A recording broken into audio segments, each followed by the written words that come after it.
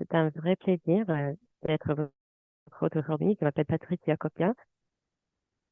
Je suis la responsable pour la gestion des connaissances au GEI. Nous sommes ravis aujourd'hui euh, d'organiser ce webinaire. C'est le premier webinaire de 2024. Nous l'avons organisé en collaboration avec les centres CLEAR de l'Afrique francophone. Aujourd'hui, nous allons parler d'un sujet fort intéressant. Comment pouvons-nous combler les lacunes entre la prise de décision et les données probantes et ce que nous pouvons faire pour améliorer ce mariage difficile? Nous allons avoir un partage d'expérience de la part de nos panélistes. Voilà l'ordre du jour. Nous allons commencer avec quelques présentations et les panélistes présenteront leurs propres expériences. Après, nous allons passer à une séance questions-réponses pour répondre à toutes vos questions. Et après, des conclusions. Votre euh, animateur aujourd'hui sera le docteur Aboudé Abedjan. Il est directeur du Centre CLEAR à l'Afrique francophone. Edoé, vous avez la parole. Merci. Merci beaucoup, Patricia. Bonjour tout le monde. C'est vraiment un privilège et un plaisir de vous accueillir dans ce webinaire. Alors, comme ça a été annoncé tout à l'heure, le webinaire porte sur la thématique rationalité, irrationalité, réalité, le mariage difficile de la prise de décision et des données probantes. Next slide, please. Alors, la raison pour laquelle nous pensons qu'il est très important de discuter de cette thématique sur la prise de décision et l'utilisation des données probantes, c'est parce que nous sommes engagés en tant que GI, en tant que CLEAR, dans le renforcement des capacités, le développement des systèmes nationaux d'évaluation. Et ce travail est basé sur notre foi, notre croyance au fait que la production des données probantes a le potentiel d'améliorer la qualité des politiques et, par ricochet, améliorer la vie des populations.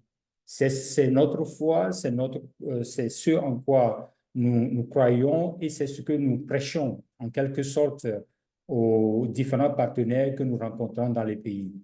Et à travers le travail que nous faisons depuis déjà plus de 10 ans que les centres CLEAR existent, on voit des améliorations, des progrès. Aujourd'hui, en Afrique francophone, on a au moins 4 pays d'Afrique francophone qui travaillent à développer un système national d'évaluation, qui dispose d'une politique nationale d'évaluation. On a presque la majorité, tous les pays francophones disposent d'une association nationale d'évaluation qui fait la promotion de l'évaluation. La majorité des pays, au moins 55%, ont conduit une forme d'étude diagnostique des capacités nationales d'évaluation.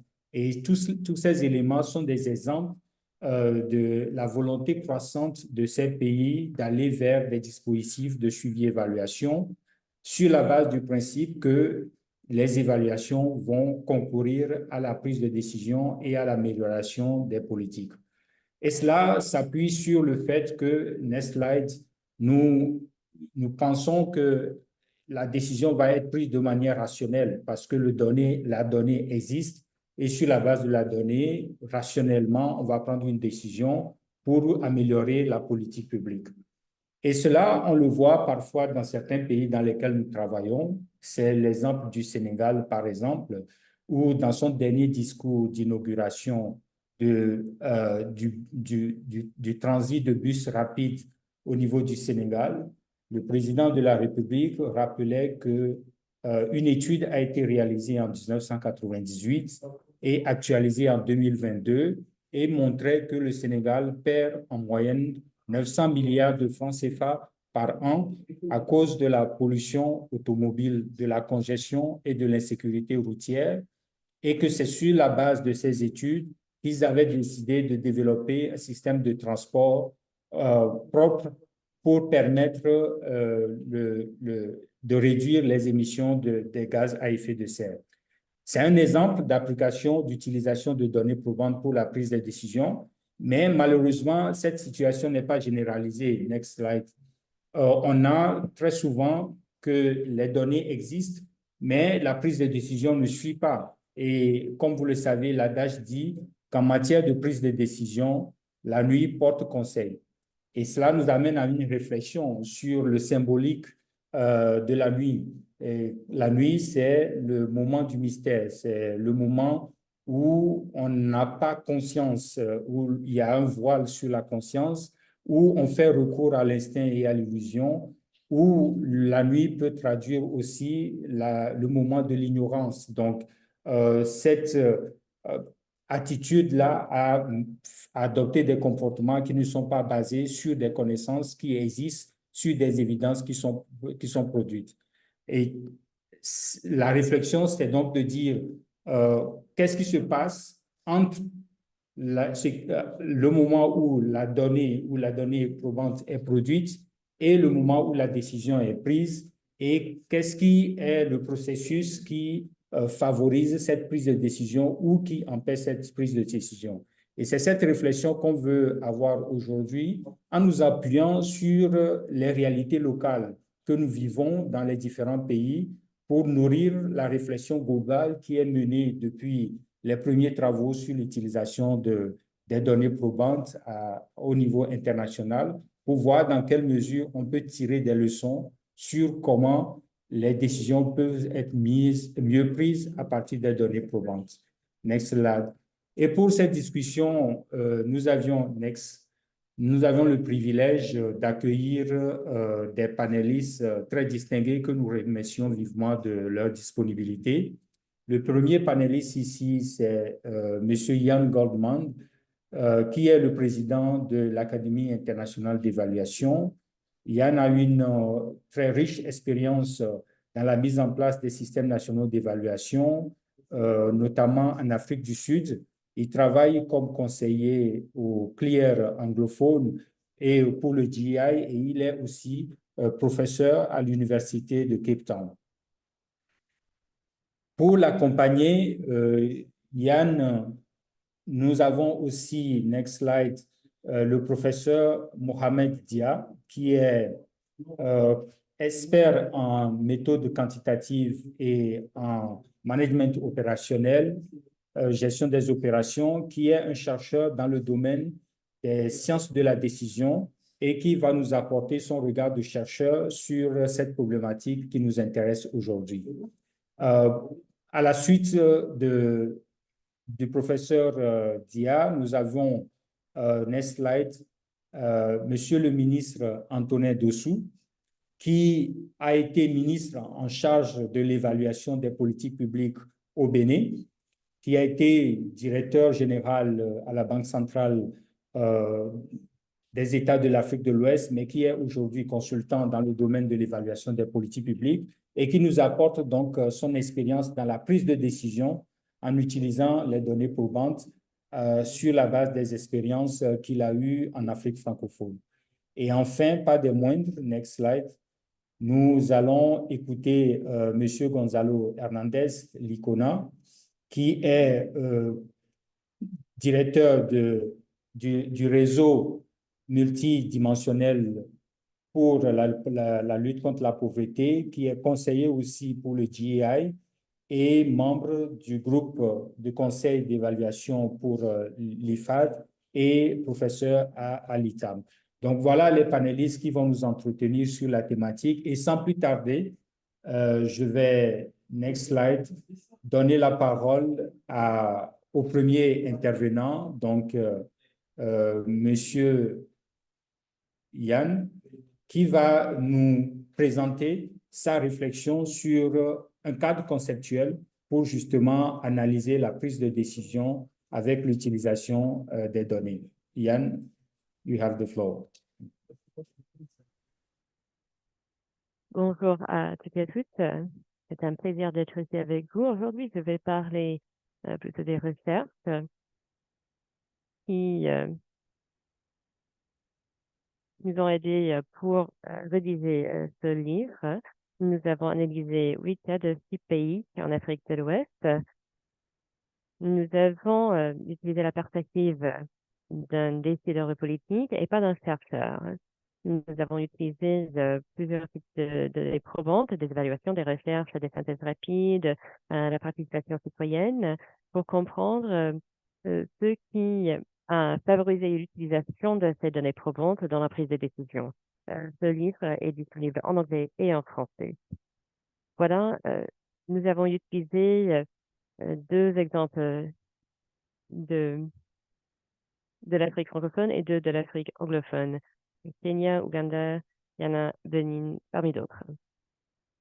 Voilà quelques recherches que nous avons réalisées avec le programme Twendembele.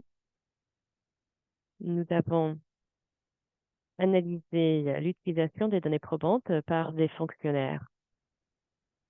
Un pourcentage des participants ont dit que c'est quelque chose qui se passe souvent ou toujours. Donc, il y a une résistance de la part de la direction à une prise de décision transparente. C'est entre 36 et 33% et en Ouganda, 28% en Afrique du Sud. Cela peut être difficile de parler de la performance de façon objective à cause des hiérarchies. Et voilà les chiffres à côté. Nous parlons de reconnaître les erreurs ou d'admettre des erreurs. Il y a un pourcentage assez élevé. Les responsables qui pensent que la SEE est un moyen pour contrôler le personnel, voilà encore les chiffres à côté. Les problèmes ne sont pas reconnus comme occasion pour l'apprentissage et l'amélioration. Donc, si les personnes ne comprennent pas le besoin d'utiliser des données probantes ou que cela peut servir d'améliorer la performance, cela n'encourage pas l'utilisation des données probantes. Voilà le cadre analytique que nous avons utilisé. On va parler de ceci une étape à la fois. Le contexte est très important, bien entendu. On utilise ceci dans un contexte de modification de comportement. Comment est-ce qu'on peut modifier les comportements en utilisant les données probantes? Comment cela fonctionne dans le service public, la société et son interaction avec le service public. Ensuite, il y a des dimensions internes, la culture, en particulier les organisations, les ministères, la capacité organisationnelle, la façon dont l'encadrement fonctionne. Et on part du point de vue qu'il y a une demande de données probantes. Il y a l'aspect focalisation de ceux qui font les politiques et ceux qui mettent en œuvre par rapport à leur programme. Il est évident qu'il peut y avoir différents types de données probantes. Il y a d'autres questions concernant la vie le fait de générer des données probantes. Est-ce qu'elles sont opportunes? Est-ce qu'elles sont dans les temps? Est-ce que ce qui est produit sera effectivement utilisé? Il y a différentes formes d'utilisation. Est-ce qu'il y a, bon, faites ceci, est-ce que ceci a été fait? Mais il y a aussi le fait de comprendre comment fonctionnent les programmes ou symboliquement pour lever les profils de certaines interventions, etc. Ensuite, nous espérons, en tout cas, on a démarré ainsi, si les données probantes sont utilisées, ceci conduira à une amélioration de la performance de politique et impact. Mais comment est-ce qu'on y arrive? Là, ce ne se passe pas automatiquement. Donc, les changements de comportement, cette approche donc, que nous avons adoptée, et qu'il faut utiliser, ceux qui font les politiques doivent utiliser les données probantes, ils doivent avoir les opportunités, avoir la motivation de les utiliser, la capacité de les utiliser et l'opportunité de les utiliser. D'abord, il faut en avoir, être sensibilisé, ensuite il faut être d'accord, ensuite il faut avoir accès à ces données probantes, ensuite il faut interagir avec les données et avoir une confiance, en avoir la capacité, ensuite il faut institutionnaliser et formaliser. Et ces mécanismes peuvent être accompagné par toutes sortes de, par exemple, sensibilisation, renforcement des capacités, évaluation, référentiels et autres. Il peut y avoir aussi des choses qui se passent en dehors de l'État, par exemple des manifestations ou des défis juridiques. Tout ceci peut être utilisé pour se remettre en tête là les données probantes et on espère que l'accès se passera, il y aura la motivation, l'accès, l'opportunité et que les données probantes seront utilisées. Il ne s'agit pas d'un processus linéaire. Tout ceci peut se passer d'une manière interactive. Mais évidemment, l'utilisation ne se passe pas dans dans un vide. Le contexte est essentiel. Par exemple, les engagements que l'on a pris au niveau des accords nationaux, régionaux, internationaux, régionaux, des niveaux élevés d'investissement financier, des exigences au niveau juridique. Il peut y avoir des catalyseurs de changement, par exemple des crises, une pression provenant de partenaires de développement en matière de développement, une pression provenant de la société civile. Ensuite, il peut y avoir l'environnement plus large, politique et socioculturel. Par exemple, le timing est critique. Euh, Souvent, ceux qui font les politiques sont d'accord pour prendre des risques dans une époque normale, mais pas avant des élections. Ensuite, il y a la capture des preneurs des décisionnaires par des intérêts investis. Par exemple, dans un grand nombre de pays, il y a des sociétés qui essayent d'empêcher tout mouvement autour du changement climatique. Ensuite, il y a la question de l'espace, d'un espace pour la participation publique et l'engagement de la société civile. Ensuite, il y a le niveau d'intérêt et d'engagement des parties prenantes. Ensuite, il y a l'environnement institutionnel, les systèmes, les processus, la culture, tous ces éléments, le leadership. Tout ceci fait partie de la façon dont les données probantes sont utilisées et ceux qui donc sont les champions de ces données, les cadres en matière de recherche, les entrepreneurs, etc., doivent jouer sur ce contexte pour déterminer les interventions qui sont nécessaires pour que les données probantes soient utilisées. Pour vous donner une idée, qu'est-ce que nous avons appris euh, sur la promotion de l'utilisation des données probantes. Eh bien, le contexte est important. Utilisation des données probantes est complexe. Elle commence bien avant que l'on ne s'engage dans un parcours de données probantes et il faut que ceci soit planifié et intégré au niveau de la culture individuelle et institutionnelle. Il faut euh, se souvenir du fait qu'il ne s'agit pas simplement du fait qu'une recommandation a été faite et qu'elle est adoptée. Il y a des processus conceptuels qui existent également. Il y a des processus actifs qui se passent dans la plupart des gouvernements pour mettre un obstacle aux données probantes. On l'a vu avec le changement climatique. Nous savons que le changement climatique se passe depuis 50 ans. Le besoin de réduire les hydrocarbones euh, n'a été pris en compte que 28 réunions COP plus tard. Pour vous donner une idée, certaines autres le sont. La provision passive de données probantes ne fonctionne pas. Le processus requiert une euh, animation active et un courtage en connaissances. Il faut développer la capacité des managers, des décisionnaires et des parties prenantes. Et les parties prenantes, un domaine dans lequel je travaille volontiers en ce moment, les parties prenantes doivent être la société civile, les communautés, pas simplement du haut vers le bas, donc hiérarchique. Ensuite, il faut packager, communiquer les données probantes de manière simple, efficace, s'assurer qu'elle est pertinente par rapport aux préoccupations. Il faut aller au-delà de la description d'un problème et donner des solutions pratiques et réalistes. Il faut être aussi spécifique que possible. Il faut introduire des valeurs dans le processus. Ça, c'est très important. Pour revenir à la question du climat, la question des valeurs est tout à fait fondamentale.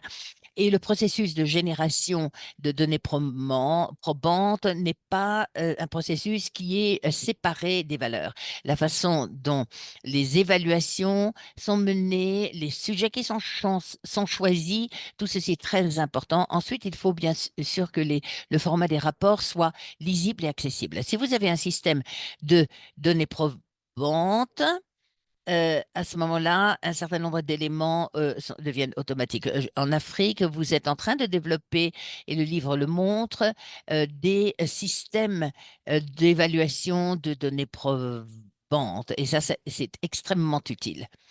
Alors, voici le lien. Vous pouvez accéder gratuitement à ce livre.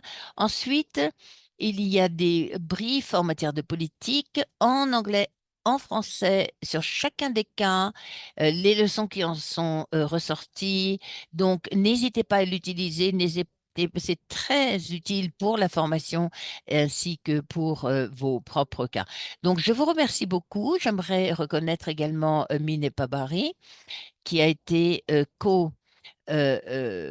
collègue sur cette recherche du Kenya et qui a travaillé sur ces éléments que je viens de passer en revue.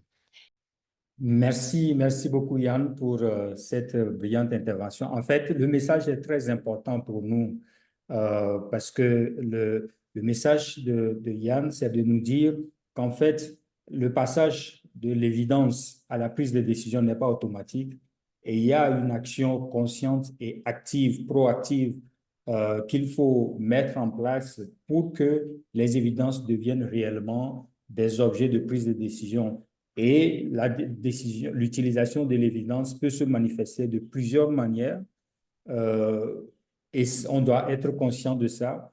Et la raison pour laquelle c'est très important pour nous de prendre conscience du fait qu'on ne doit pas être naïf quand on parle de l'utilisation des évidences dans la prise de décision, c'est parce que dans le processus de développement des systèmes nationaux que nous sommes en train de faire, nous devons prendre garde de ne pas créer de la désillusion. Parce que dans nos contextes où les pays sont pauvres, l'utilisation des ressources publiques pour l'évaluation dans le cadre de l'agenda des évaluations portées par les pays, des country-led évaluations, représente aussi des coûts pour nos pays et nous devons nous assurer que ces ressources-là ont vraiment de l'utilité. Donc, ça veut dire que ces évaluations sont véritablement utilisées dans la prise de décision. Donc, merci Yann pour ces précisions. Et nous allons poursuivre la discussion comme je l'ai annoncé tout à l'heure, en écoutant le professeur Dia, qui va nous dire à partir de la recherche en sciences de décision, qu'est-ce qu'on peut véritablement retenir aujourd'hui comme des facteurs favorisant la prise de décision basée sur les données probantes. Professeur Dia, vous avez la parole. Merci Dimitri. Bonjour à tous. Merci de votre présence, de votre audience.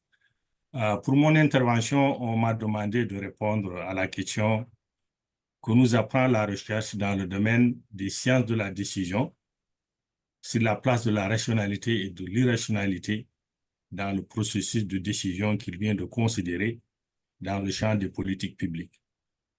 Donc, il est d'abord important de noter que, avant de répondre, mon domaine est dans le domaine des sciences de la gestion. Donc, la terminologie que je vais utiliser sera certainement biaisée vers cette discipline. Je vais donc partager avec vous les quelques recherches que j'ai faites ces derniers jours pour répondre à la question. Et pour cela, je m'appuierai donc sur les points que vous avez laissés en bas de cette diapositive.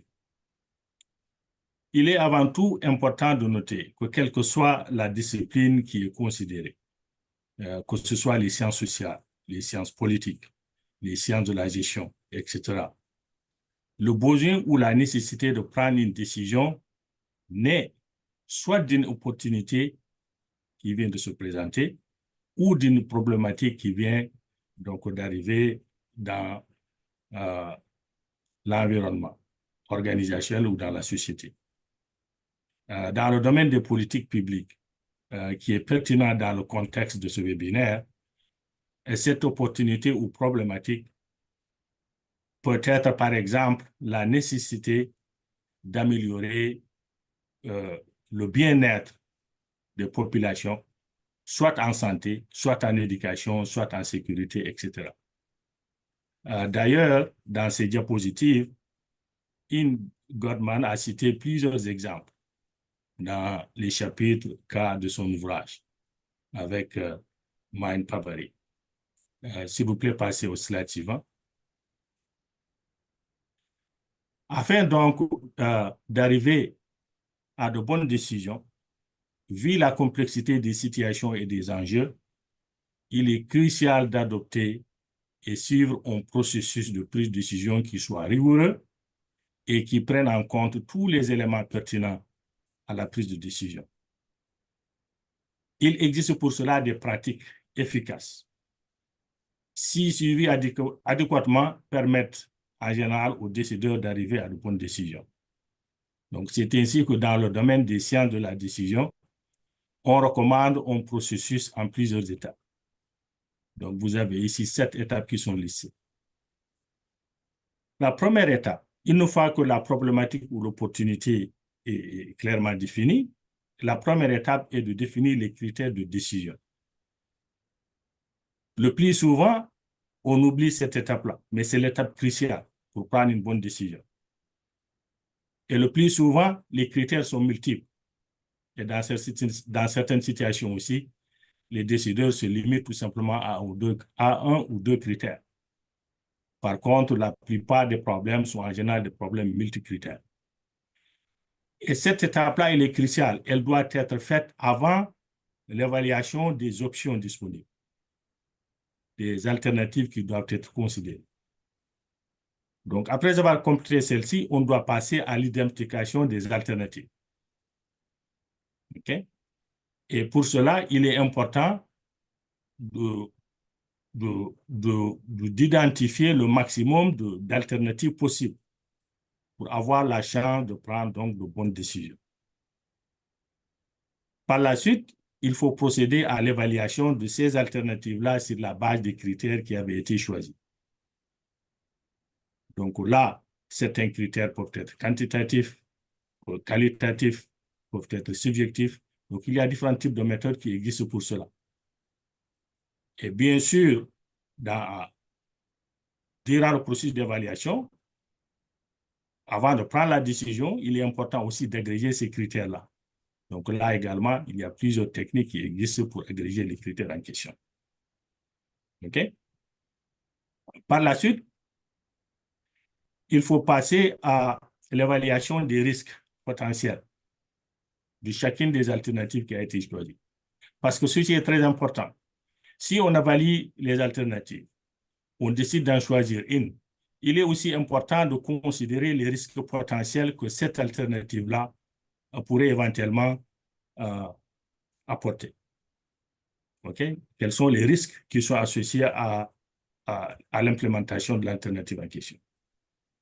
Donc, c'est en se basant donc sur l'étape 3, donc l'évaluation des critères, leur agrégat et les risques potentiels qui sont associés à ces alternatives, que nous serons en mesure donc de prendre de bonnes décisions.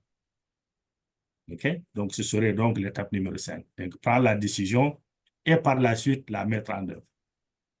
OK? Si l'alternative est choisie, c'est la base de l'évaluation des critères et des risques, il faudrait donc la mettre en place. Donc, il faut avoir un plan d'action. OK? Maintenant, le processus de prise de décision ne s'arrête pas seulement à la prise de décision. Il faudra aussi faire un suivi pour s'assurer que les résultats de la mise en œuvre de la décision ont été faits de façon efficace. OK?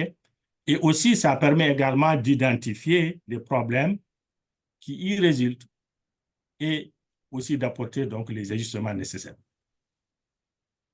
OK? Et finalement aussi, une autre étape qui est très importante, c'est d'apprendre de la décision qui a été prise et du processus de décision qui a été suivi pour identifier des points d'amélioration. Parce qu'on apprend de nos expériences, on apprend de ce qu'on a fait. OK? Donc, ça, c'est un processus qui est très important. Et quel que soit donc le domaine dans lequel on est engagé, il est important donc d'avoir un processus de prise de décision qui soit rigoureux. OK? Next slide, please. Maintenant, j'ai mentionné qu'à l'étape numéro 5, c'est l'étape où on prend la décision. C'est la part de l'évaluation des critères, aussi des risques qui sont associés aux alternatives. Maintenant, il est important de noter que au moment de prendre la décision, le preneur de décision n'est pas exempt d'influences potentielles. Ces influences peuvent être internes à l'organisation dans laquelle il est. Elles peuvent aussi être externes. OK? Donc, ces influences-là peuvent affecter sérieusement sa capacité à prendre des décisions judicieuses et éclairées. Donc, on peut les classifier en plusieurs catégories. Donc, j'en cite quelques-uns ici. Les biais cognitifs. Les biais cognitifs qui sont donc les tendances inhérentes aux pensées du décideur. OK?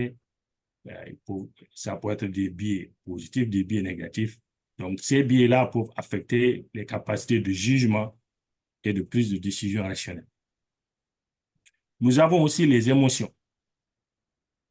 Les émotions peuvent affecter la perception des risques.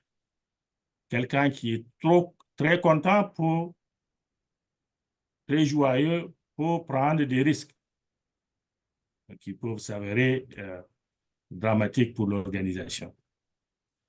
Mais aussi quelqu'un qui a des problèmes au moment de la prise de décision peut aussi être averse au risque.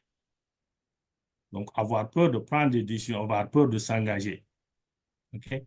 Donc, tout ceci pour influencer donc la capacité du décideur à penser rationnellement. Nous avons aussi les influences culturelles et sociétales. Parce qu'on sait que l'éducation, les antécédents culturels et les normes sociales affectent les valeurs et les croyances des individus, donc des décideurs. OK? Et donc, ceci peut affecter également le processus décisionnel. Par exemple, dans certaines cultures, la prise de décision collective est plus valorisée que par rapport à la prise de décision individuelle. Alors que pour d'autres sociétés, c'est plutôt l'inverse. OK? Nous avons aussi les pressions organisationnelles qui peuvent inclure donc l'organisation, par exemple, dans le cadre de la société publique, par exemple au ministère ou tout simplement une localité. Si vous êtes en charge de prendre la décision, la pression peut venir, par exemple, du temps. Il peut y avoir des contraintes à obliger les décideurs à prendre des décisions rapidement, sans prendre tout le temps nécessaire pour utiliser toutes les données pertinentes dans le processus de décision. Les contraintes financières également.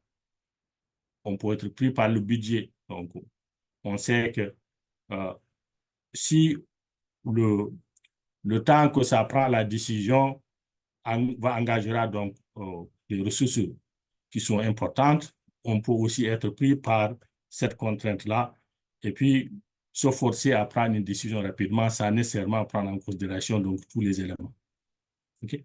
Nous avons aussi la pensée de groupe 5, qui peut aussi se produire à une organisation. On a des supérieurs hiérarchiques. Encore une minute, s'il te plaît. Pardon? Encore une minute, s'il te plaît. Ouais. Excellent, parfait. Je vais essayer de vous pousser rapidement. Donc, pour le groupe think, donc là, ça, c'est les situations où tout simplement, la personne peut être affectée par la façon dont le groupe fonctionne ou par la volonté des supérieurs hiérarchiques. Et ainsi de suite. Et ceci aussi peut affecter également le processus de décision. Please, next slide.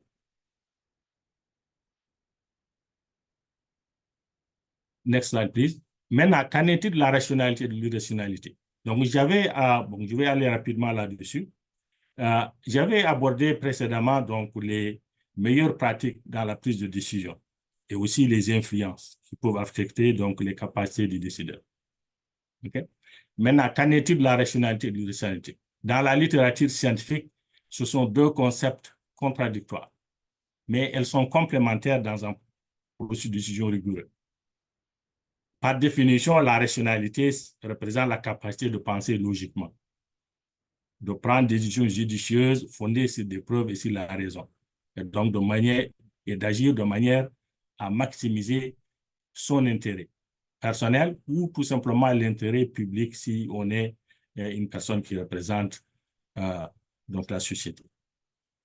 Par contre, l'irrationalité englobe les comportements et les croyances qui défient la logique, qui manquent de preuves et qui conduisent souvent à des résultats indésirables. Maintenant, on peut les atténuer si on les comprend, ok? Si on peut les reconnaître et si on adopte donc ou on cultive la pensée critique, la conscience de soi et qu'on est informé aussi des phénomènes et biais psychologiques. Next slide, please. Malgré tout, la réalité est qu'il est quasiment impossible de se départir entièrement de l'irrationalité dans un processus de décision.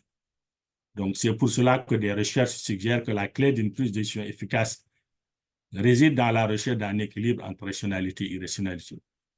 OK? Et le champ des politiques publiques n'échappe pas à cela également. Je vous remercie et j'espère ne pas avoir trop empiété sur le temps imparti. Et c'est avec plaisir que je rebondirai sur les points abordés à la période de questions et réponses. Merci. Merci beaucoup, Mohamed. Le message est clair. Il s'agit d'améliorer la capacité de prendre les décisions rationnelles à travers une démarche bien pensée, tout en sachant bien sûr qu'il y a de la place à l'irrationalité. Et nous allons aller un peu plus loin dans cette réflexion-là en écoutant Monsieur le ministre Antonin Dessous, de son expérience en tant que décideur politique. Monsieur le ministre, est-ce que vous pouvez partager votre expérience dans l'utilisation des données avec nous? Merci. Merci beaucoup. Merci beaucoup, Dimitri. Et c'est avec plaisir que je participe à ce webinaire.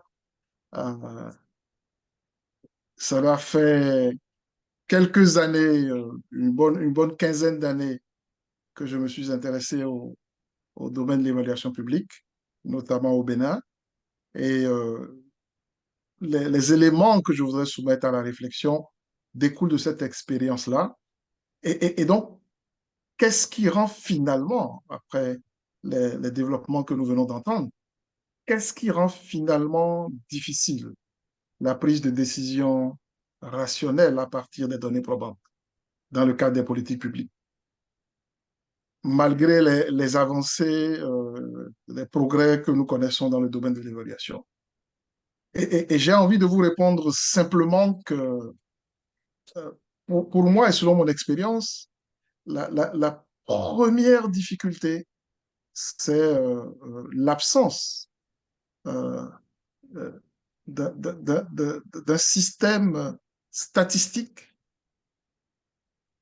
permettant de systématiser la disponibilité de ces données probantes.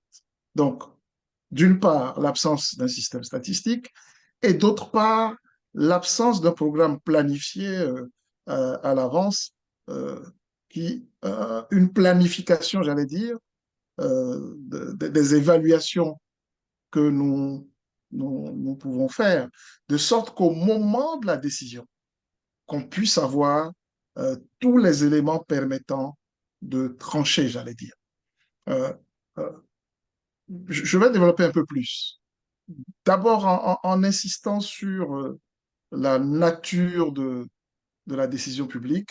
Mohamed vient d'en parler et je vais le présenter avec mon expérience. Lorsque vous avez une décision à prendre, c'est que vous voulez passer globalement d'une situation A à une situation B. Soit pour résoudre un problème, soit pour atteindre une aspiration. Donc, il y a cette transformation-là euh, qui est sollicitée. Et donc, la prise de décision en matière de politique publique, c'est le processus par lequel les décideurs publics vont entreprendre des actions permettant de passer de la situation A à la situation B.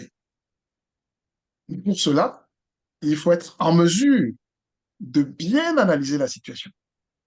Il faut donc être en mesure de disposer de toutes les informations requises pour une bonne appréciation.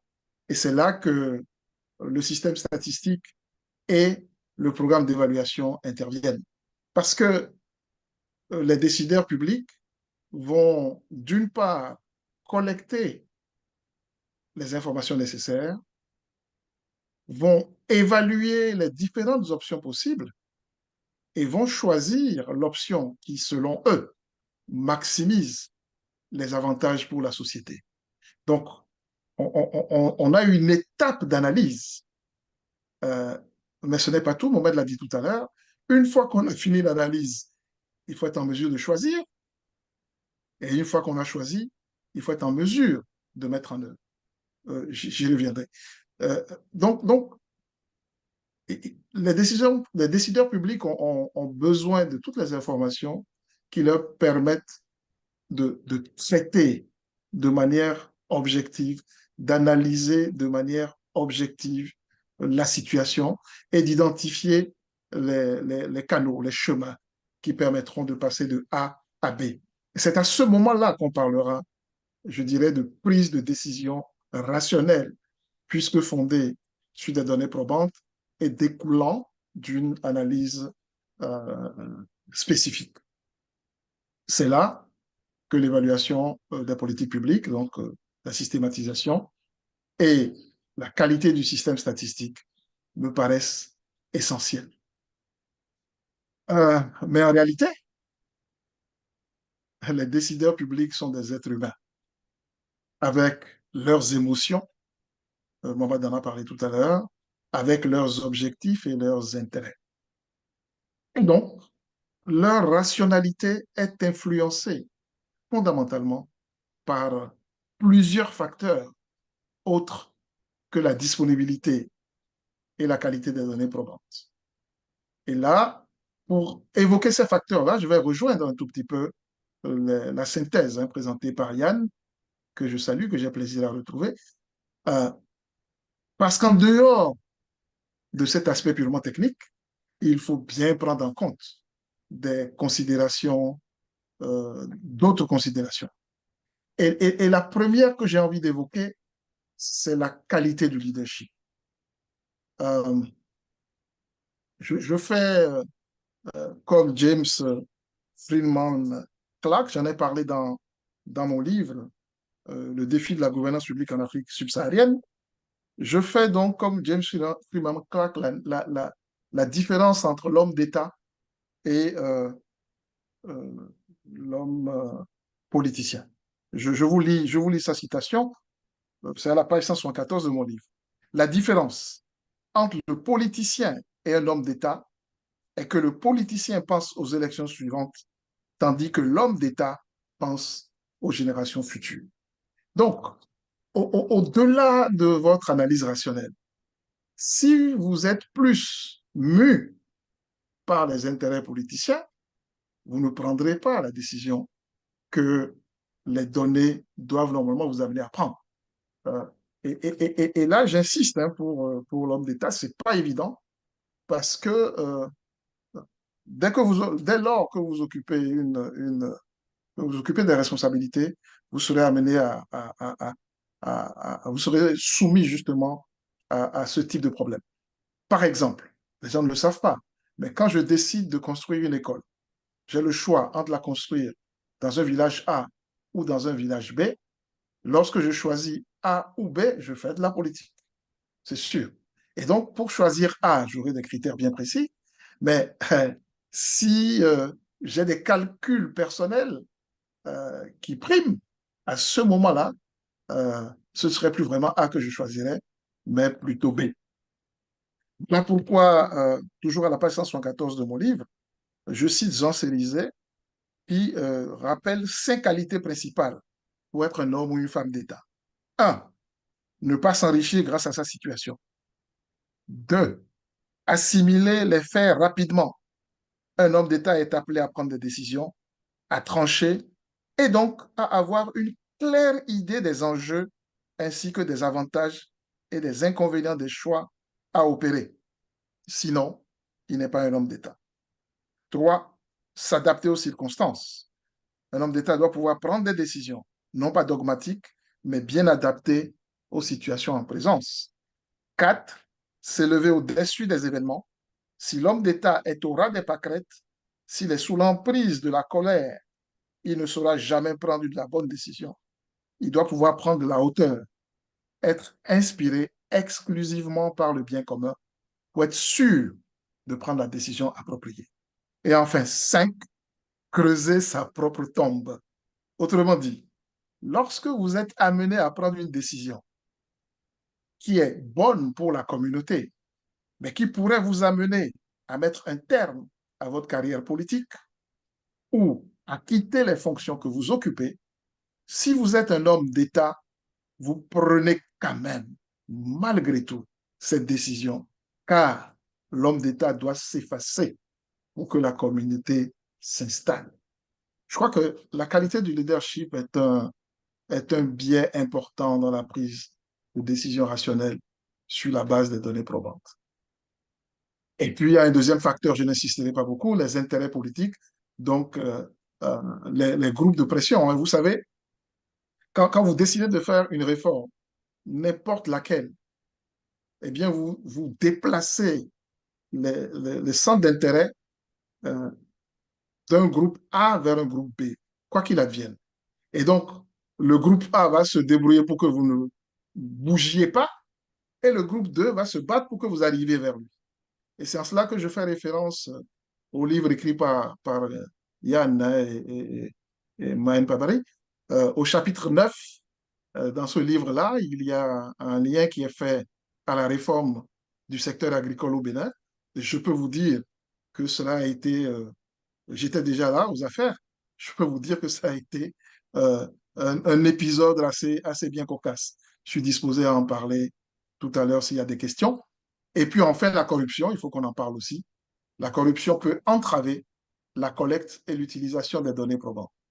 Parce que toute situation de responsabilité est souvent considérée comme une source d'enrichissement personnel.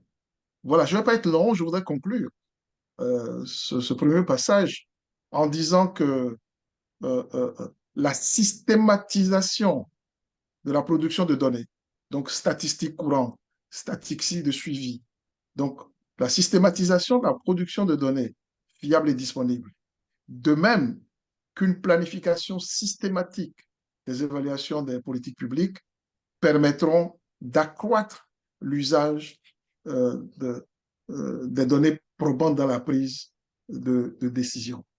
C'est important.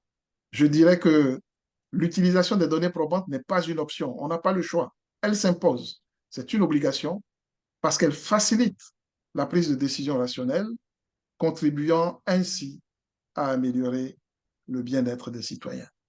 Merci beaucoup. Merci, monsieur le ministre, monsieur Dessous. En fait, à la suite de Yann qui nous a rappelé que ce n'est pas automatique la prise de décision basée sur les preuves, il y a plusieurs facteurs qui l'influencent, les contextes, il y a les catalyseurs qu'il faut trouver et il faut avoir une approche consciente et depuis le début, avant même l'évaluation, pour pouvoir améliorer les chances de l'évaluation. Le professeur Dia nous a rappelé que pour cela, il faut avoir une démarche bien rigoureuse et que, en fait de compte, il y a toujours un rapport, un mariage entre la rationalité et l'irrationalité dans ce processus-là. Et comme vous l'aviez dit, Monsieur Dessous, c'est que à la fin de compte, c'est aussi l'individu qui compte, le décideur, qui compte la qualité de ce décideur-là, qui entre en jeu et qui permet véritablement d'améliorer la prise de décision. Et pour ça, il faut de la planification, il faut une création d'une masse critique de données probantes pour faciliter justement cette prise de décision. Merci pour vos différentes interventions. Nous allons conclure cette session d'intervention des panélistes avec notre prochain intervenant, M. Gonzalo, qui va, à partir de son expérience de développement des systèmes nationaux d'évaluation et d'évaluateurs, nous dire ce qu'il en pense et ce qu'il retient comme leçon dans ce processus-là d'appui à la prise de décision basée sur les évidences. J'aimerais rappeler que vous aviez le chat pour mettre vos questions et les panélistes vont répondre directement à ces questions dans le chat.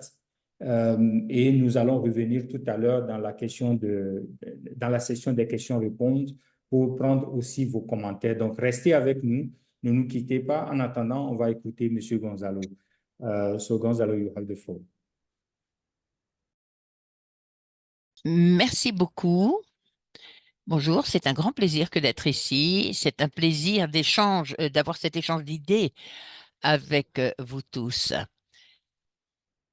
C'est un grand plaisir d'avoir un webinaire avec ce titre, c'est assez rare. Rationalité, irrationalité, réalité, le mariage difficile de la prise de décision et les données probantes. Avec un titre comme celui-ci, si j'avais mis cela il y a 15-20 ans, moi je venais de l'université, j'aurais dit non, ce n'est pas très juste. J'étais très rationnelle à ma propre façon, j'aurais dit non. Lorsque nous produisons des données probantes, solides, excellentes, avec une évaluation rigoureuse, tous les aspects techniques, etc. Lorsque nous prenons ceci et nous le présentons au gouvernement, ils vont l'utiliser immédiatement parce que c'est rationnel. Nous leur donnons une information excellente et pour eux, ça va être très utile et par conséquent, ils vont l'utiliser dans leur processus de prise de décision immédiatement. Et donc, j'étais aussi naïve que cela, il y a 15-20 ans, venant du monde universitaire. Et puis, je me suis rendu compte, ce n'est pas exactement ce qui se passe. Le mariage n'est pas si solide que ça entre la prise de décision et les données probantes dans les gouvernements. Et je dirais que plus vous réfléchissez à la raison à ce qui se passe au niveau du gouvernement, donc je suis passée du monde universitaire au monde de l'État, et comme on le dit au Mexique, à un moment donné, j'étais une personne qui demandait un verre dans un bar et après, c'est moi qui tenais le bar. Et donc, j'étais de l'autre côté, si vous voulez, du bar. Et lorsqu'on a fait ça, on comprend les réalités de ces deux mondes et on comprend mieux quelle est votre rationalité des deux côtés. Alors, je vais commencer par vous poser la question, que se passe-t-il dans notre cas? Oublions le gouvernement pendant un moment. Quel est le processus que nous avons lorsque nous utilisons l'information pour sélectionner nos processus de prise de décision quotidienne? Est-ce que nous allons dans un magasin, dans un supermarché, on va acheter des choses? Comment est-ce que nous utilisons l'information pour prendre de meilleures décisions? Quel type d'information est-ce que nous avons? Eh bien, ce qui se passe dans les faits, c'est que nous avons beaucoup d'informations, des informations qui proviennent du passé, des informations qui proviennent sur le moment. Nous pouvons lire ou non les étiquettes sur les aliments. Comment est-ce que nous sélectionnons nos aliments, nos déjeuners? Donc, est-ce qu'on va toujours choisir ce qui est bon pour la santé? Ou alors, est-ce qu'on va aussi choisir le bon sandwich ou bien la glace? Ce n'est pas très bon pour la santé, mais vous avez cette information. Cette glace, avant, on l'achetait et c'était très sympathique. Et cette information-là est très utile. Et donc, on finit par l'acheter, par acheter une glace ou un bon sandwich ou des frites, même si les données me disent ce n'est peut-être pas forcément le meilleur choix. Donc, ce qui se passe, c'est comment est-ce que nous utilisons l'information pour sélectionner ce que nous avons sélectionné, les carrières, les courses, les partenaires. Quand on sélectionne un partenaire, alors on a un feeling. une émotion, mais est-ce qu'on écoute aussi les autres? Est-ce qu'on a écouté notre mère à propos de ce partenaire? Ou est-ce que c'était simplement un feeling? Comment est-ce qu'on équilibre nos informations? Alors, il est vrai, ce qui est vrai, en tout cas c'est vrai pour moi, c'est que je n'utilise pas toujours l'information la plus scientifique pour mon processus de prise de décision dans mes décisions quotidiennes. Le budget, comment je dépense ce budget. Le fait est que nous sommes constamment en train de prendre des informations sur la base de l'information qui est disponible à nous. Nous avons toujours de l'information. Nous avons un temps limité, nous avons des ressources limitées pour trouver un partenaire. Peut-être que le partenaire idéal pour moi, se trouve quelque part en Afrique du Sud.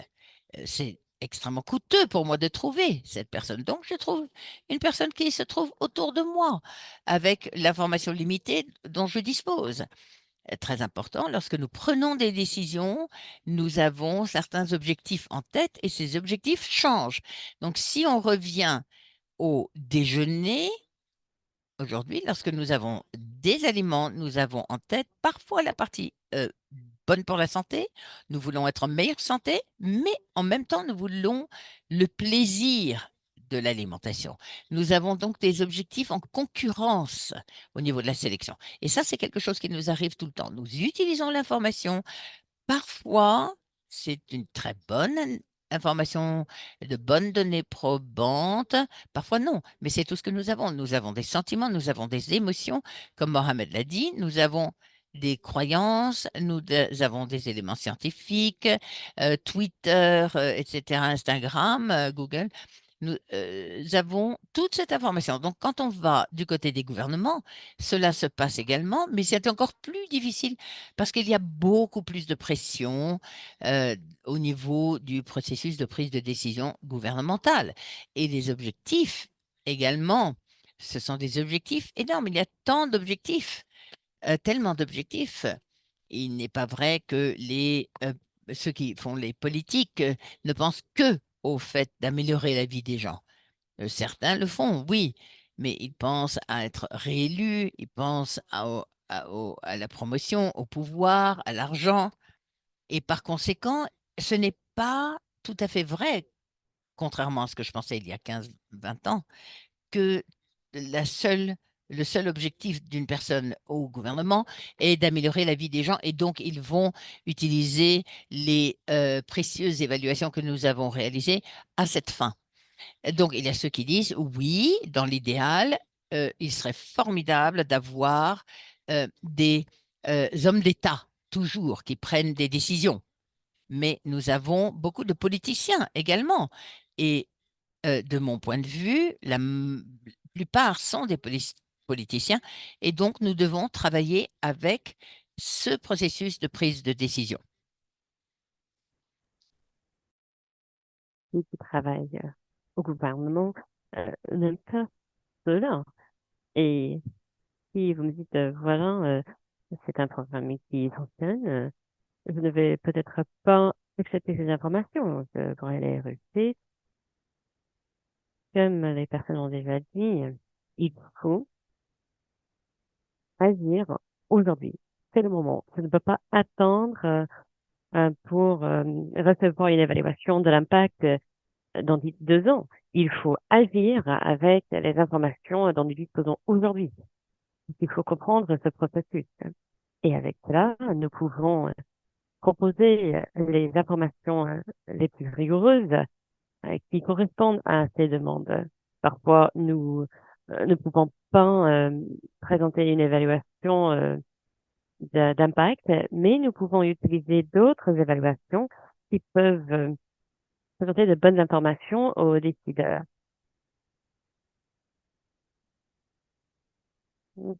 Voilà, une dernière diapositive. Nous avons déjà parlé de certains de ces leviers, mais j'ai d'autres exemples. Les décideurs et les politiciens ont besoin de bonnes données probantes. Cela ne peut pas dire qu'il faut utiliser toutes les informations aujourd'hui, mais nous devons investir dans ce bien public, les systèmes de suivi et d'évaluation. parce que les hommes politiques peuvent les utiliser à l'avenir. Et comme ça, nous avons accès aux informations à n'importe quel moment. Donc, il faut investir dans ce genre de système et il faut reconnaître que cela représente un bien public. Il faut aussi mettre en action sur l'apprentissage. Bien sûr, les évaluations dépendent de la redevabilité, mais cela, il faut tirer les enseignements de nos expériences. Ce n'est pas toujours très facile d'avoir une influence sur la politique publique, mais nous sommes tous là, nous sommes tous en train d'apprendre. Nous avons tous commis des erreurs, mais nous pouvons en tirer des leçons. Il faut aussi assurer l'indépendance du système SEE et il faut aussi assurer la crédibilité. Les données probantes doivent être faciles à comprendre. Si je donne une analyse à un décideur de politique, oui, il s'agit d'un document de 3 pages, mais avec des équations et des graphiques très complexes. Ça ne va pas faciliter la vie de ce décideur. Il faut essayer de présenter des informations de façon facile à comprendre. Si, par exemple, nous avons une cartographie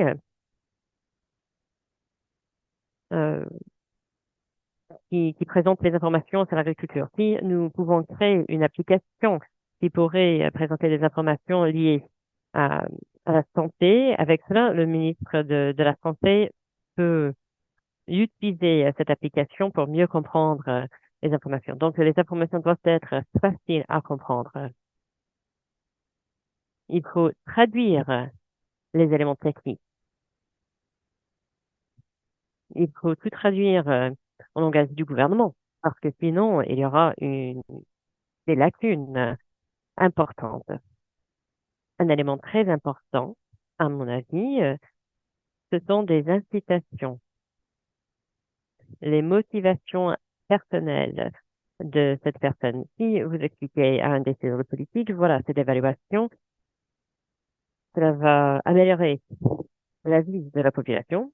Bon, c'est bien, mais si vous ajoutez, par exemple, ces informations amélioreront votre carrière, si nous identifions des liens entre des données probantes et les motivations personnelles des décideurs de politique et des hommes politiques, après, c'est plus facile d'écouter et d'utiliser ces informations.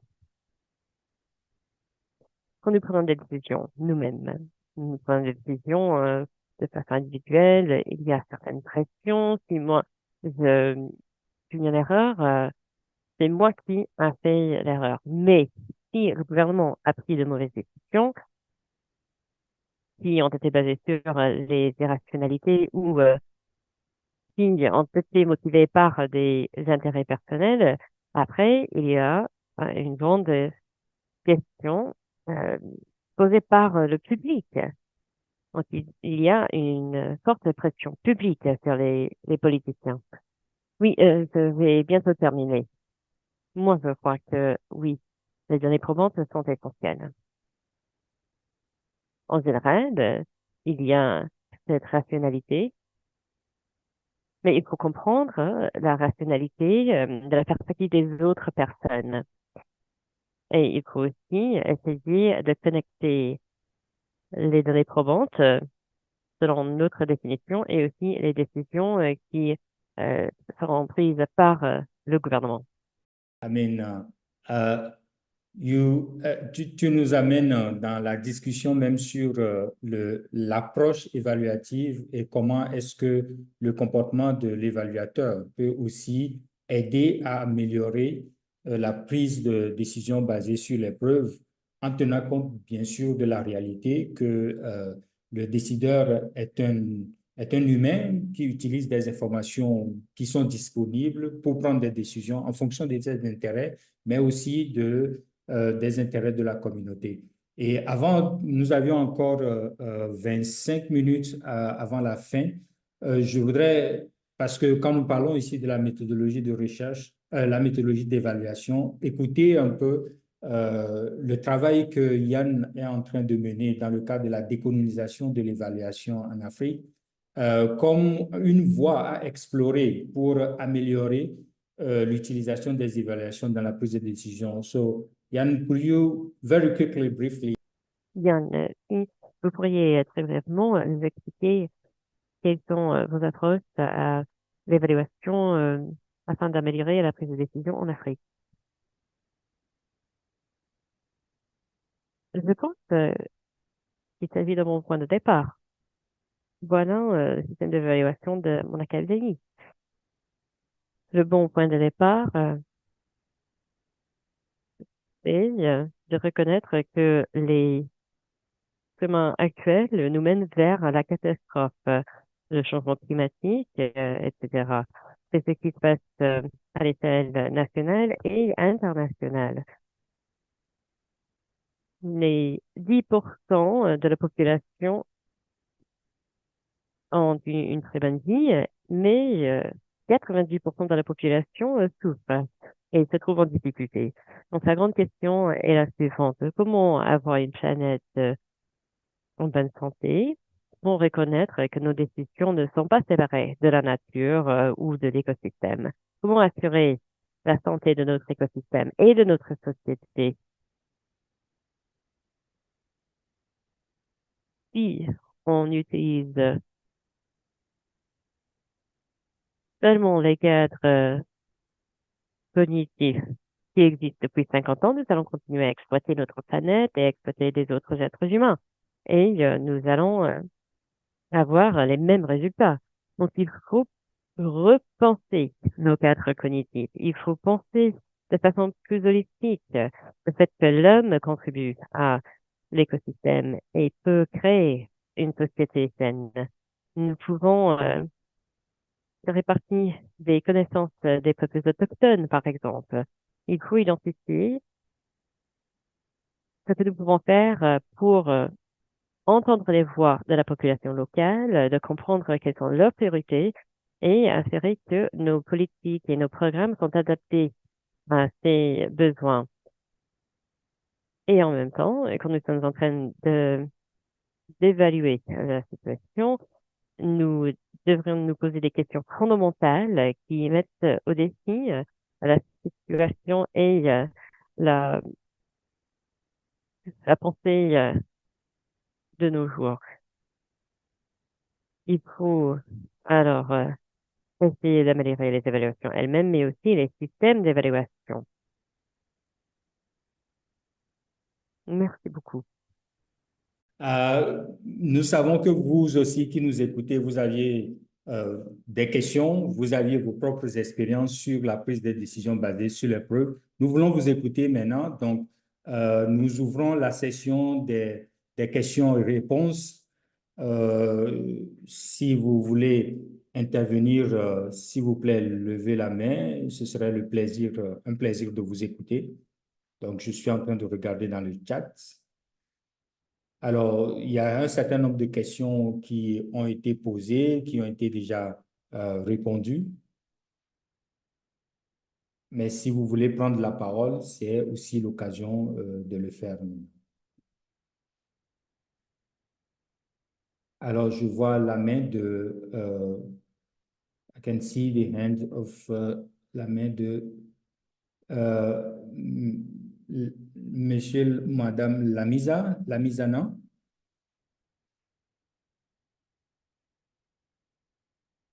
Can you hear us, Lamizana? I can see you. I can see you raise your hand. Vous avez levé votre main. Vous nous entendez? OK. Monsieur Bationo? Oui, toutes mes excuses. J'étais en sordine. Vous m'entendez maintenant? Oui. Merci beaucoup. Merci pour ces excellentes présentations. J'ai une question. J'aimerais mieux comprendre quelles sont vos perspectives par rapport à la prise de décision dans des situations volatiles. comment pouvez-vous être sûr, et surtout quand on travaille dans un contexte difficile, dans un contexte volatile, il y aura toujours des personnes qui ne seront pas constantes avec les décisions qui ont été prises. Je pose des questions à tous nos intervenants. Quelles sont vos priorités? Donc, comment prendre des décisions de façon rapide? Merci. Thank you. We will take, on va prendre aussi 3 autres questions. Comme ça, chaque panéliste aura une question à répondre pour aller vite. Donc, Monsieur Lamizana. Non, pas Lamizana, désolé. Monsieur Bationo. Ok. Bonjour à tous et à toutes et merci pour ce webinaire. Je suis chargé de partenariat et pour Innovations for Poverty Action Afrique de l'Ouest francophone et nous sommes dans les évaluations d'impact. Ma question est relative à l'intervention du dernier panéliste sur la décolonisation de l'évaluation. Et je voudrais davantage comprendre cet aspect. Est-ce à dire que très longtemps, l'évaluation des politiques publiques a été pilotée par le Nord? Qu'est-ce qu'il met dans l'évaluation, dans la décolonisation de l'évaluation? Ma deuxième question à ce même intervenant, est-ce qu'il a eu l'occasion d'aborder un peu aussi la politisation de l'évaluation? Est-ce qu'il s'est un peu intéressé à l'arrimage de l'évaluation aux agendas politiques en Afrique?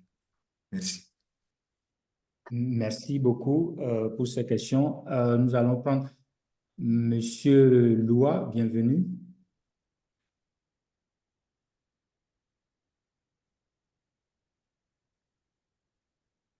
Monsieur Loua, bienvenue.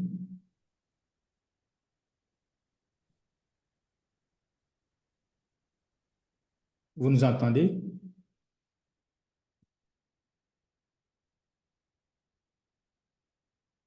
Nous ne vous entendons pas. Vous avez le micro fermé, en fait. OK, allô? Yeah, allô, yeah. OK, merci beaucoup. Moi, j'ai une première question et la deuxième question aussi est liée. La question, c'est comment faire tenir compte du défi du temps dans la prise de décision. Je pense que les deux derniers intervenants, l'un d'entre eux peut répondre. Parce que même si on a des évidences, etc., il arrive que le temps joue toujours en défaveur et il faut coûte que coûte prendre une décision. Donc, comment tenir compte? La deuxième question, c'est lié à cela. En tenant compte des réalités, comment inclure, par exemple, la situation des communautés rurales qui sont en majorité analphabètes dans la prise de décision? Merci. Excellent. Donc, merci beaucoup à tous pour ces questions. Alors, oui, nous avions des questions pour chaque panéliste. La question sur la complexité géopolitique et la prise de décision. Donc, cette question peut être abordée par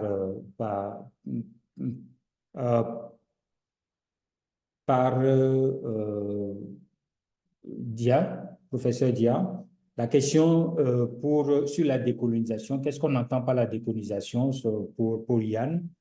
La question de la politisation de l'évaluation pour le ministre Antonin et comment tenir compte du temps, du défi du temps dans les évaluations pour Gonzalo et la situation des communautés rurales, comment prendre la voix des communautés rurales dans la prise de décision pour chacun d'entre vous, pour ceux qui veulent commenter sur cet élément. Donc, on va commencer avec la première question sur la complexité géopolitique. Donc, Dia. Merci Edouard. Merci aussi à la personne qui a posé la question. En fait, dans le processus de prise de décision que j'avais présenté, j'avais mentionné les pressions organisationnelles. Donc, ça va au-delà tout simplement de l'organisation en tant qu'entreprise ou quelque chose comme ça. Donc, ça peut aller même au niveau national et international. Il va toujours y avoir des influences sur les preneurs de décision. Mais le plus important, c'est d'avoir un processus rigoureux d'analyse dans lequel les évaluations des alternatives sont basées sur des critères précis, avec des critères bien définis, en utilisant des données bien précises, en faisant une analyse rigoureuse pour arriver à une décision. Maintenant, il faut tenir en compte les facteurs. Il y a des facteurs sociaux, il y a des facteurs politiques. Il faut les intégrer dans le processus de décision pour pouvoir y arriver. Donc, pour la question de la personne qui avait posé la question, j'imagine, je comprends, bon, il n'est pas très clair quand elle parle de géopolitique, à quoi elle fait allusion. Bon, si nous, on est en train de parler de décisions dans les études politiques, comment dirais-je, les politiques publiques. Donc, que ça soit au niveau des localités ou au niveau national. Donc, le plus important dans ce contexte-là, c'est de définir clairement c'est quoi le besoin, qu'est-ce qui est le besoin de la décision qui doit être prise. C'est quoi les objectifs principaux de cette décision-là. Et donc, sur cette base-là, si les critères sont bien définis, si tous les facteurs sont pris en considération, on devrait arriver à prendre une bonne décision. Et puis, il ne faut pas avoir aussi peur de prendre une décision. Donc, ça, c'est un des facteurs. Je n'avais pas eu le temps de bien élaborer là-dessus. Donc, quand on prend une décision, on ne doit pas avoir peur de prendre la décision. Je pense qu'Antonin avait mentionné cela, et que dans certaines situations, dans les décisions publiques, on prend des décisions aussi en creusant sa tombe. Donc, dans certaines situations, donc, il y a des gens qui ne vont pas être contents. Donc, il peut y avoir aussi des impacts sur la personne qui prend la décision. Donc, je ne sais pas si j'ai bien répondu à la question de la dame, mais c'est à ça que vraiment je voulais simplement mentionner quoi, par rapport à cette question. Oui, mais merci beaucoup pour la réponse. En lien avec ça, la complexité des contextes, avec les crises, avec tout ce qui se passe aujourd'hui, comment prendre des décisions dans ces contextes-là, en sachant, comme ça a été rappelé par un autre intervenant, que tout est politisé. Donc, la politisation même de l'évaluation et comment, dans ce contexte-là, on arrive quand même à prendre des décisions. Ministre Antonin, est-ce que vous voulez réagir par rapport à ça? Oui, tout à fait. Merci pour la question qui est essentielle pour moi. Euh, alors, je répondrai en deux phases. D'abord, euh, je dirais c'est normal qu'on veuille instrumentaliser l'évaluation, puisque beaucoup ne savent même pas ce que c'est. Certains confondent l'évaluation avec l'audit, d'autres vont le confondre avec l'inspection, le contrôle, euh, d'autres vont penser qu'il s'agit du gendarme qui vient dénicher un voleur. Et donc, avec cette mauvaise compréhension de l'évaluation, oui, il est aisé d'assister à des tentatives de politisation de l'évaluation. Je ne vous cache pas, je voudrais partager avec vous euh, une expérience personnelle vécue. J'étais donc en charge de l'évaluation et puis, en plein Conseil des ministres, quelqu'un émet l'idée qu'il faut aller évaluer la politique des maires. Et on ne me laisse pas déjà définir le, le, le processus d'évaluation et on a envie de choisir, pour moi, les maires ou les mairies dans lesquelles l'évaluation devrait se faire. Et quand je regarde rapidement, je me rends compte que ce sont des mairies gérées par l'opposition. Euh, j'ai appris quelque chose d'essentiel dans mon passage au gouvernement, c'est comment dire non sans froisser. Et donc, je peux vous assurer que cette évaluation n'a pas été faite, puisqu'il était clair qu'elle elle voulait être instrumentalisée pour affaiblir les ténors de l'opposition dans le cadre de leur gestion, de la gestion des villes qui leur avait été confiée. Alors, comment faire pour l'éviter? J'en ai parlé tout à l'heure rapidement. Pour moi, c'est la systématisation. Il faut pouvoir, dès le début, systématiser un programme d'évaluation avec des termes de référence bien définis au départ, avec vraiment les questions d'évaluation bien précises, ce qui fait que cela ne laisse pas place éventuellement à ce désir de politisation qui sera, enfin, qui pour moi est inéluctable. Hein. C'est comme ça et c'est comme cela. J'en profite peut-être pour répondre à la question de Ibrahim Saïd dans le chat, qui dit qu'est-ce qui peut aider à avoir des décisions des hommes d'État? Est-ce qu'avoir des institutions qui protègent les hommes d'État peut faciliter la prise en compte de décisions nationales? Euh, euh, euh, les institutions ne suffisent pas. Il faut déjà que, à titre personnel, euh, la personne concernée soit un homme d'État et non, et non un politicien. Si vous êtes un politicien, vous êtes dans les calculs, vous voulez défendre, je dirais, des intérêts personnels de votre clan, de votre parti ou consort, toute institution en place vraiment ne servira à rien. En revanche, moi, je promeux la transparence. Et en fait, c'est ça. C'est la lumière braquée sur les agissements des uns et des autres qui permet de faire reculer la frontière des ténèbres et qui contraint quelque part à bien faire, sachant que dans cette dynamique de redevabilité, on vous voit faire et vous avez intérêt à bien faire. Merci, Dimitri. Merci beaucoup. Gonzalo, for you, il y avait une question sur le timing de l'évaluation et comment faire entendre la voix des populations locales. Oui, merci. Comme nous l'avons dit auparavant, c'est évident. Ceux qui font les politiques et les décisionnaires dans le gouvernement prennent des décisions tous les jours. Ils ont donc besoin de bonnes informations presque tous les jours. Et par conséquent, et parfois, il est difficile d'attendre 2 ans ou 3 ans ou 1 an ou même 2 mois, hein, parfois, ou 3 mois, pour obtenir l'information. Et par conséquent, il y a différentes possibilités ici, mais parfois, je trouve que les unités d'évaluation que nous avons dans un grand nombre de pays, c'est que ce qu'ils font, c'est qu'ils évaluent les programmes des gouvernements et ensuite ils prennent du temps, etc. Mais je pense ce qu'il manque souvent, c'est une unité d'analyse dans l'unité d'évaluation. Ce qui signifie que non seulement des personnes qui font des évaluations sur des programmes, mais des personnes qui obtiennent l'information qui existe, qui est là, disponible de toute façon. Nous avons tellement d'informations partout, sur presque tous les sujets.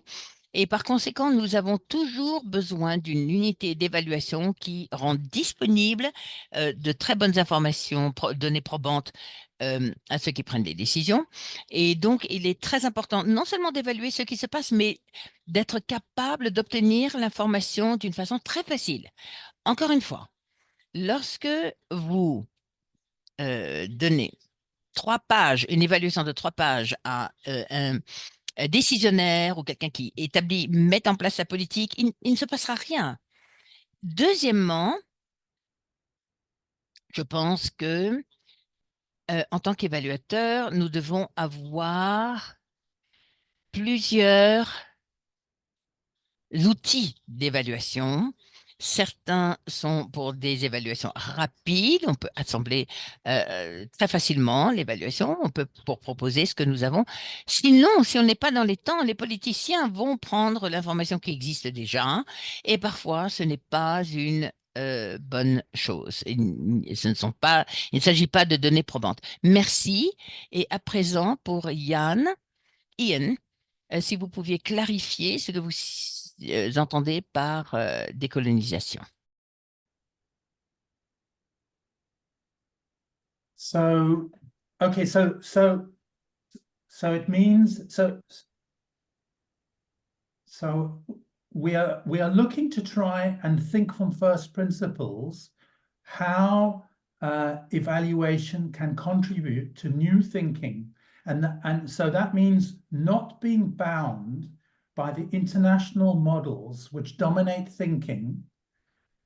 Not being bound necessarily, particularly by Western international models, particularly those that have a particular version of neoliberal capitalism, which is very growth orientated and very exploitative of people and exploitative of the planet. So how can we rethink the models? So one of the key ways, and an example here would be, who is interested in having a type of agricultural system which is dominated by large commercial farmers, where the money may go to the state, but it's relatively few people accumulating quite a lot of wealth, as opposed to small-scale farmers operating much more sustainable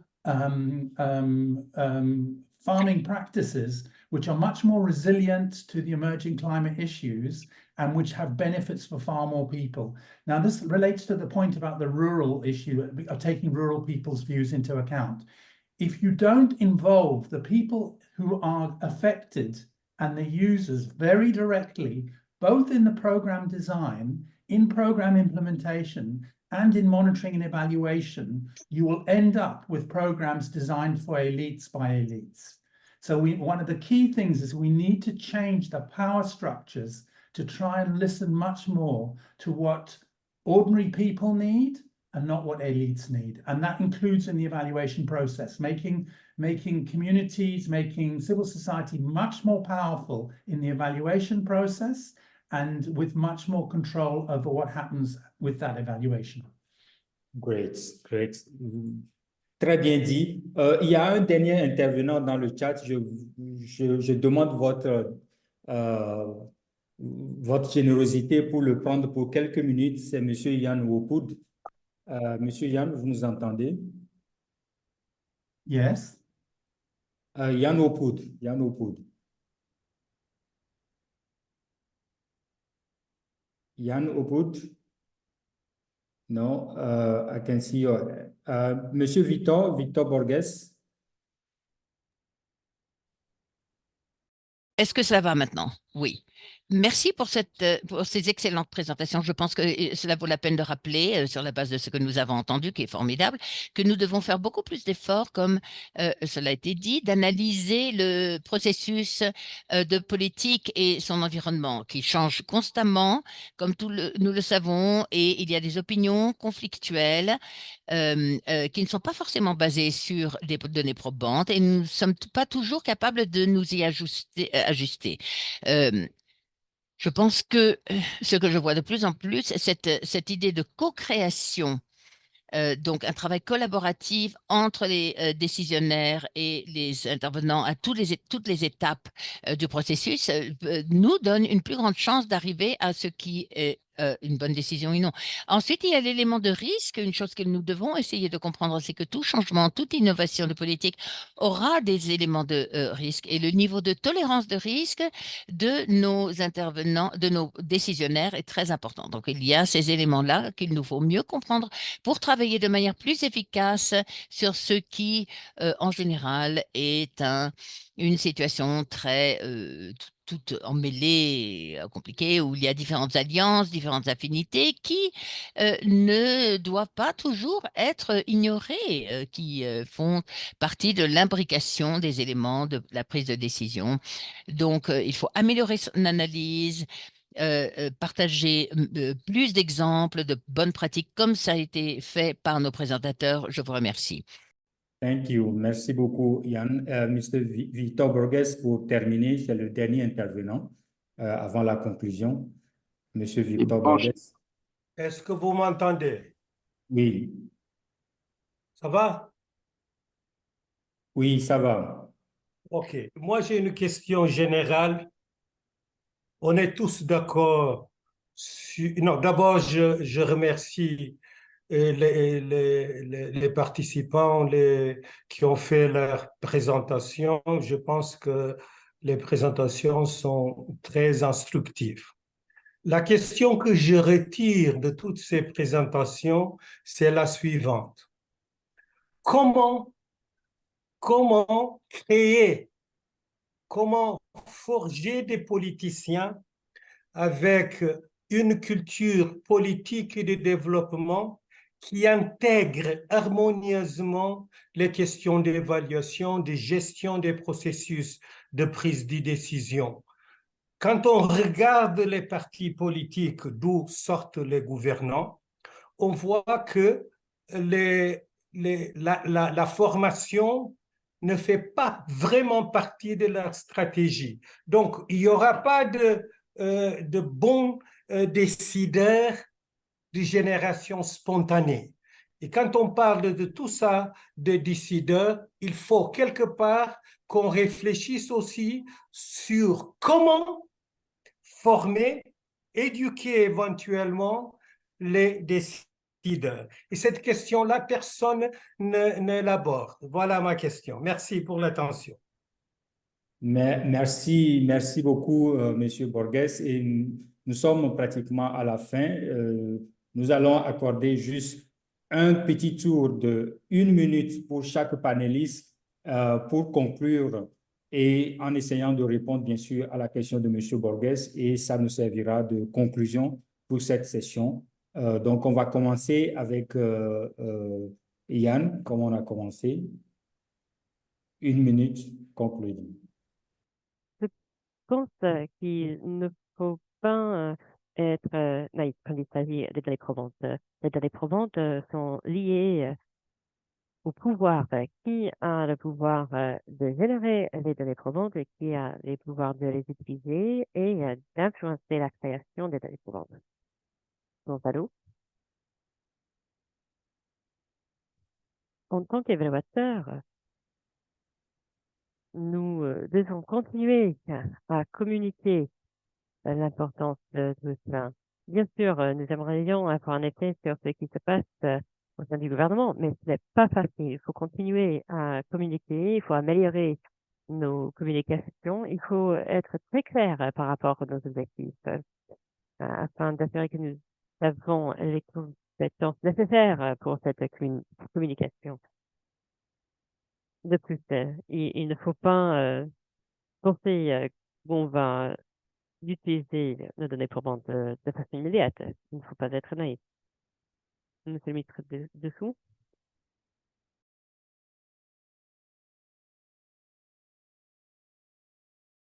Oui, alors, deux choses. Je pense fondamentalement que il nous faut systématiser.